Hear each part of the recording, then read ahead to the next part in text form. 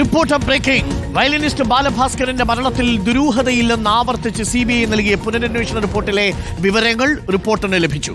Driver Arjun ഗൂഢാലോചന നടത്തിയതിന് തെളിവില്ലെന്ന് റിപ്പോർട്ടിൽ വ്യക്തമാക്കുന്നു.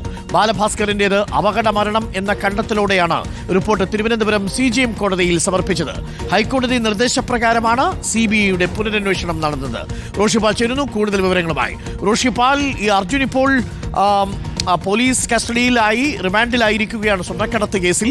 അപ്പോൾ സ്വർണ്ണക്കടത്ത് സംഘമായി അർജുനുള്ള ബന്ധം പുറത്തു വന്നതോടുകൂടിയാണ് ഈ ബാലഭാസ്കറിന്റെ മരണത്തിലെ ദുരൂഹത വീണ്ടും ചർച്ചയാവുന്നത്. ഈ ഘട്ടത്തിൽ CBIയുടെ പുനരന്വേഷണ റിപ്പോർട്ടിൽ പറയുന്നത് എന്താണ്? നമ്മൾ ആക്സസ് ചെയ്ത ഭാഗങ്ങൾ എന്ത് വ്യക്തമാക്കുന്നു?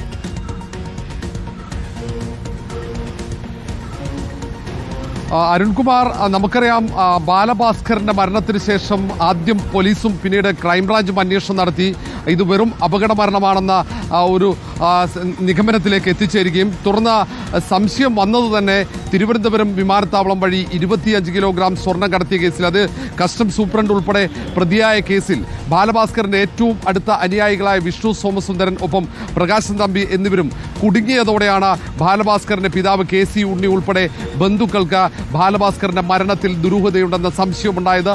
തുടർന്ന് മുഖ്യമന്ത്രിക്ക് നിവേദനം നൽകുന്നു, ഹൈക്കോടതിയെ സമീപിക്കുന്നു. അങ്ങനെ CBI അന്വേഷണം വരുന്നു. CBI ആദ്യഘട്ടത്തിൽ അന്വേഷണം നടത്തിയപ്പോൾ അതിൽ അസ്വാഭാവികത കണ്ടെത്തിയില്ല. അങ്ങനെ ഒരു അന്വേഷണ റിപ്പോർട്ടാണ് കോടതിയിൽ സമർപ്പിച്ചത്.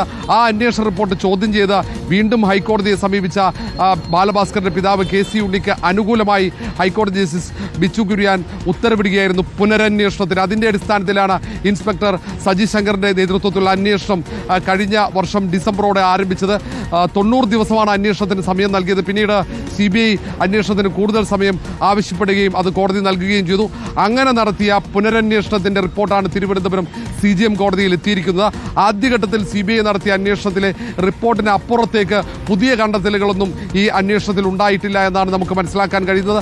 അതിൽ ഏറ്റവും പ്രധാനപ്പെട്ടത്, നേരത്തെ ക്രൈംബ്രാഞ്ച് അന്വേഷണത്തിലാണെങ്കിലും പിന്നീട് CBI അന്വേഷണത്തിലാണെങ്കിലും ഇതിൽ പ്രതി ആകെ അർജുൻ മാത്രമാണ്. അത് ഈ അപകടം വരുത്തുന്ന രീതിയിൽ വാഹനം ഓടിച്ചതിന്, അങ്ങനെ നരഹത്യ കുറ്റം മാത്രം ചുമത്തി അർജുനെ പ്രതിയാക്കുക മാത്രമാണ് CBI ചെയ്തത്.